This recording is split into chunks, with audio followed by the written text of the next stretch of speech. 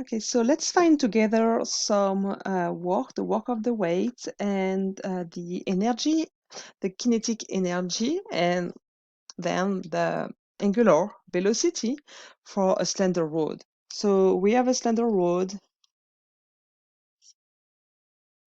up, and that's the position, the initial position at T1. Okay, and let's say we want to find the final velocity, angular velocity at T2 when theta, so that's my reference for theta, when theta is equal to 90 degrees. Okay, so first we need to find the work of the weight and that the only force. So if we draw the force, let me draw all the forces. We have the weight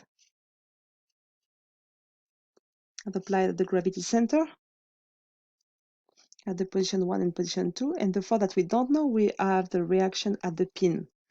But those two forces don't work because there's no displacement. Oh no. I click on this. Okay, let me put my pin again. Boop, boop, boop, and boop. So again, those two reactions don't work. So we don't include them in the principle of work and energy formula. So let's find the U for the weights between T1 and T2. So this position, we need some dimension. We need the length. So this one is the length of the rod. So it means that the weight, the delta y, is L divided by 2 at G. Okay? The gravity center goes from this position to these positions, and the difference on the y is L divided by 2. So it's the weight M times G times L divided by 2. And it's plus because the slender rod is going down. Okay? T1 is if it's released from rest. T1 is equal to 0 because it's released from rest. And we can increase the difficulty later, but it is, let's say, simple case, T1 equals 0. T2, how much is T2? It's rotating about, let's call this point A. So for rotation about a fixed axis, the kinetic energy is 1/2 of IA omega square. IA, it's a slender rod, about A, it's 1/3 of ml square. So it means that T2 is equal to 1/2 of 1/3 of ml square omega square. So T2 is equal to 1 divided by 6 ml square omega 2.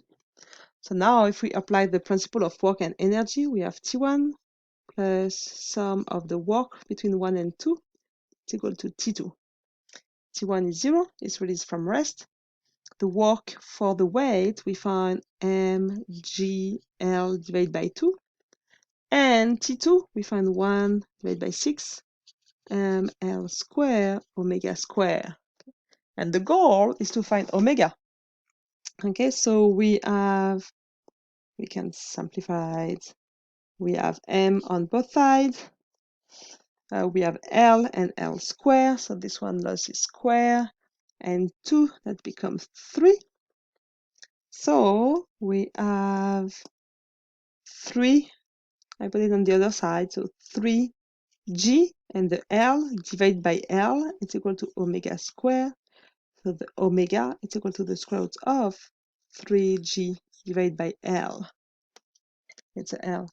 So the velocity, the angular velocity of the rod at 90 degrees is omega, is omega, and at the square root of 3G divided by L.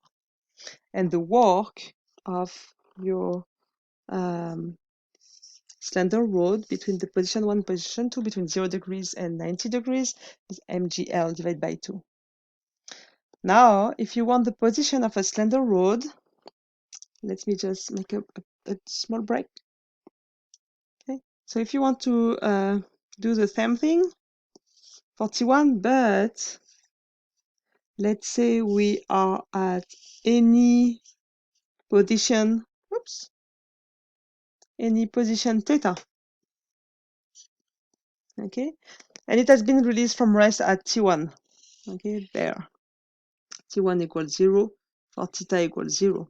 Okay, so now the distance between W and this one is this distance. Let's say I call it H, and we have L divided by 2. Can you see that? Oops. This one is L divided by 2 there. So this distance is L divided by 2, this one, and this angle theta. And we want to find, I'm sorry, we cannot, let me clean this a little bit. Okay, Slender Road, G, this distance is L divided by 2, and we want to find this delta Y there, okay? And we know that this is angle theta.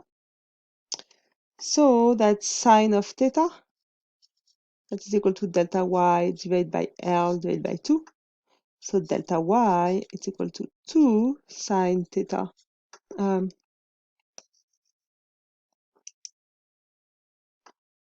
L sine theta divided by 2. Okay, that means that the U, the U for the weight, the work of the weight, it's equal to L sine, let me write mg first, so the mass times g times the delta y, that is L sine theta, divided by 2. Okay, and that's for any theta if we begin from this initial position. And T2, it's equal to the same thing. There's no theta involved there. So it's equal to 1/2 of IA omega square. So T2 is equal to, I found it there before, 1 divided by 6 ml square omega square. Okay, so now if we sum, if we do the principle of work and energy, the T1 that is equal to 0, let me write this, I'll make a bit more space. So if we write the T1 plus sum of the work from 1 to 2 is equal to T2. We have 0 because we say it's released from rest. If it's not released from rest, we need to add omega, a kinetic energy using omega 1. This one is mgl sine theta divided by 2. And this one is 1 divided by 6 ml square omega square. So we can simplify. Oops, can I move this a little bit? Yes, thank you. So no m, L and the square, and the 2 begins, and the 6 begin with 3. So we have G sine theta, and the 3 on the top, and the L on the bottom. And for W square, so we need to take the square root of all of this. So that's the angular velocity at any position for a slender rod that is released from rest on the horizontal position. So let's write it. Omega is equal to the square root of 3g sine theta divided by L. Okay? And we can find that for 90 degrees, so for 90 degrees, the sine is equal to 1. So we come back on this formula that we just proved before. Okay? And it works for any sine theta.